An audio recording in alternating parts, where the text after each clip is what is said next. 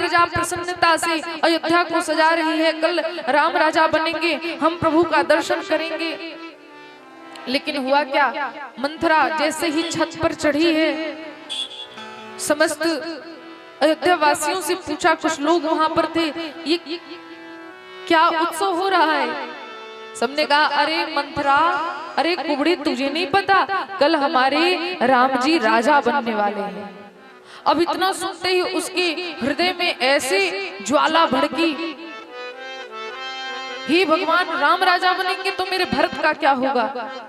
कैकेयी सो रही है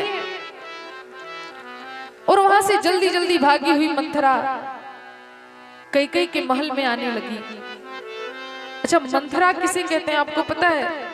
मंथरा का स्वरूप कैसा है आप देखेंगे, नीचे को झुका हुआ, पीछे पीठ पर कुबड़ है और सिर नीचे झुका है, पद की ओर चलती है तो अपने पैर की ओर झुकी हुई है, पद की ओर।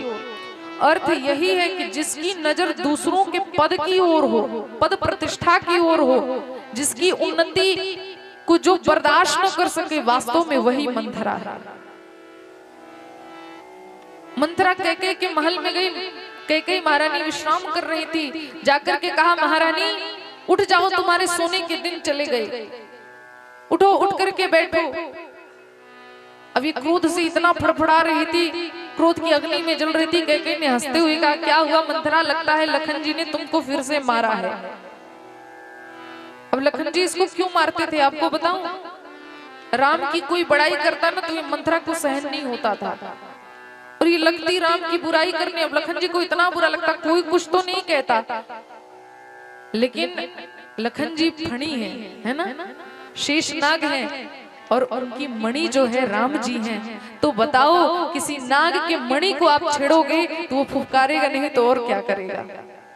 राम जी को अगर ये कुछ कहते तो लखन जी इसको मार पीट देते थे। तो मानो कैकेयी मैया ने कहा, लगता है तू लखन से मार खा करके आई है।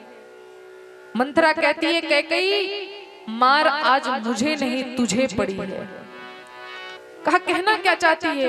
वो चुप हो गई, कैकेयी घबरा गई। अरे बोल तो सही मंथरा, क्या हुआ?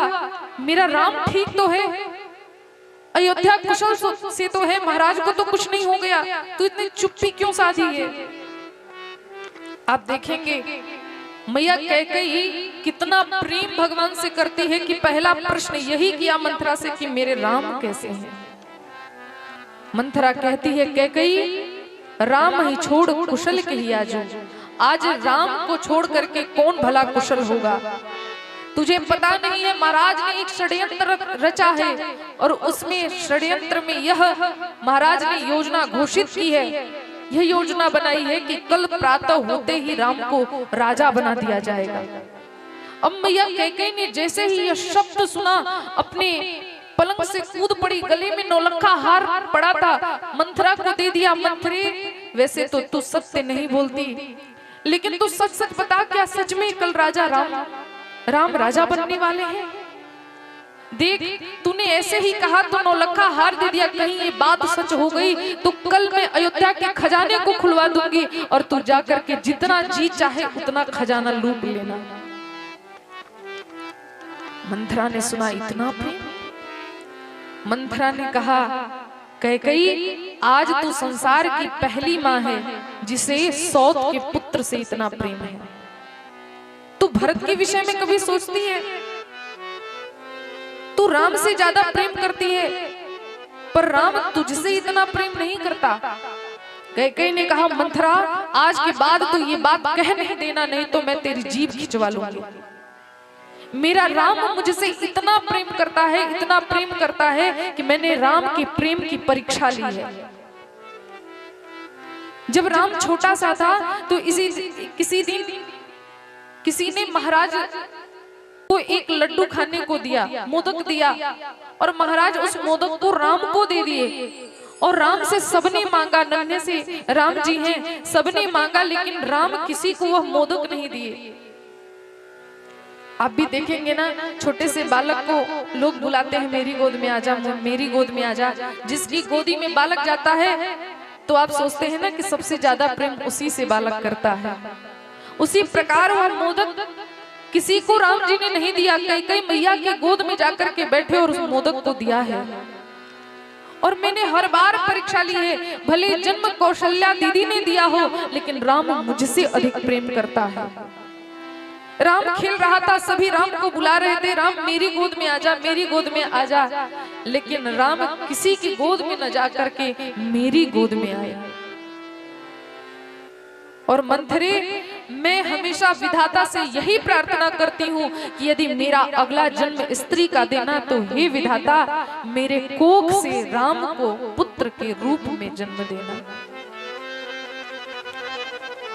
मंथरा ने कैकेयी के इस दो कमी को पकड़ लिया। अब वो दो कमी क्या है? पहली कमी कि कैकेयी ने कहा कि मैंने राम की परीक्षा ली है। अर्थ यह है कि प्रेम की परीक्षा तभी ली जाती है जब प्रेम में संदेह हो।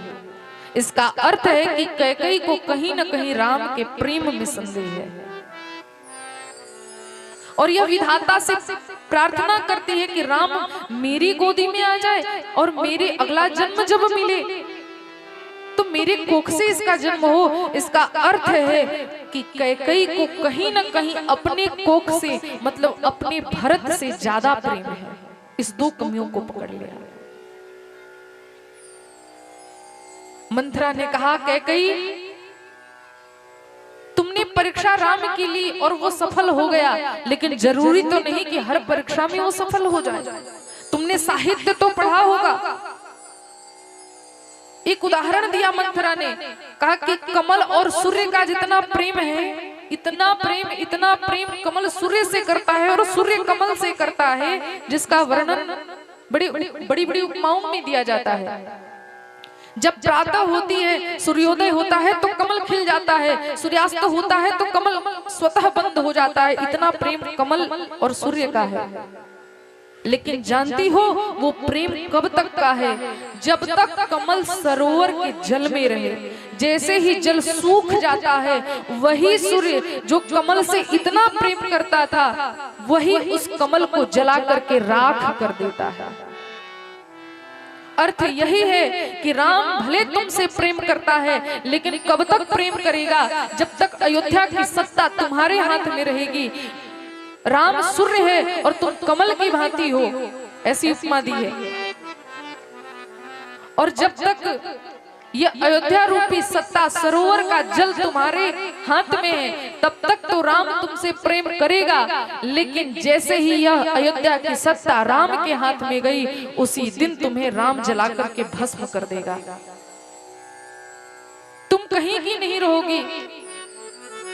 इतना कहने पर भी मैया कैकेयी की बुद्धि नहीं बदली है।